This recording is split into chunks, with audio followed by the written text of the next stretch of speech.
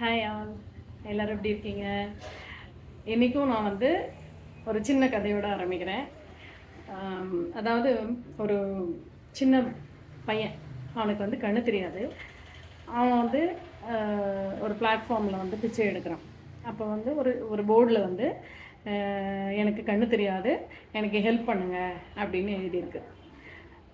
ஏன்னா யாரும் ஒகேஷ்னலாக ஒருத்தர் 2 பேர் பைசா போடுறாங்களே தவிர யாரும் அவ்வளோவா போடவே இல்லை. ஒருத்தர் வந்து இதை பார்த்துட்டே இருந்தார்.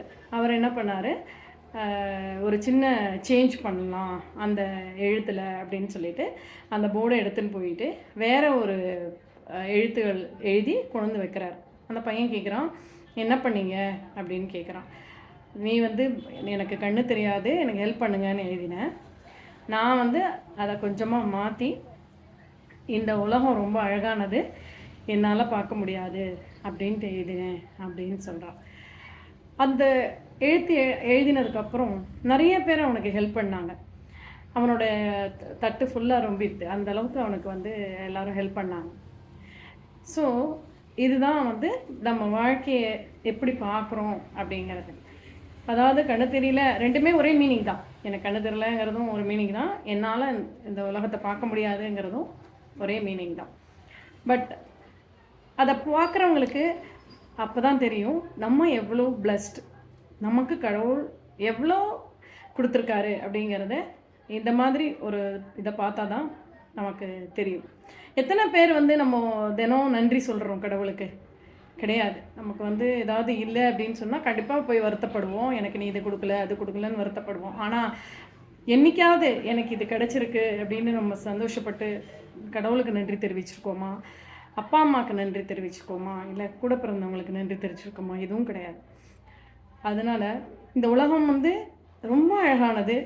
நம்ம எவ்வளோ கலர் பார்க்குறோம், அனிமல்ஸ் பார்க்குறோம், விதவிதமாக ஷேப் பார்க்குறோம், கோவில் பார்க்குறோம், இயற்கை காட்சிகள், கண்கொள்ளா காட்சிகள்னு சொல்லுவோம். அதை எல்லாம் நம்மளால் ரசிக்க முடியாது. இந்த ஒரு விஷயம் போகிறோம். ஒரே ஒரு தடவை அந்த பிளைண்ட் ஸ்கூலுக்கு போனோம்னா நம்ம அங்கே இருக்கிற குழந்தைங்களெல்லாம் பார்க்கும்போது நம்மலாம் எவ்வளோ ஒரு கடவுளால் ஆசீர்வதிக்கப்பட்டவர்கள்னு தெரியும்.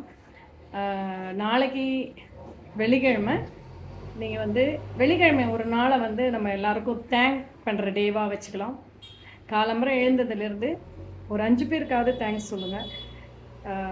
தூங்கி எழுந்து கொள்ளும் போதே நம்மளுடைய நாள் வந்து நல்ல நாளாக இருக்கணும் அப்படின்னு பிரார்த்தனை பண்ணிவிட்டு ஸ்டார்ட் பண்ணுவோம். நமக்கு என்னென்ன கடவுள் கொடுத்துருக்காருங்கிறத ஒரு இதில் எழுதி வச்சோம்னா நமக்கு என்னென்ன இல்லைங்கிறது ரொம்ப கம்மியாக தான் இருக்கும். நமக்கு இருக்கிறது தான் நிறைய அந்த லிஸ்ட் இருக்கும், நமக்கு இல்லைங்கிறது ரொம்ப கம்மியாக தான் இருக்கும்.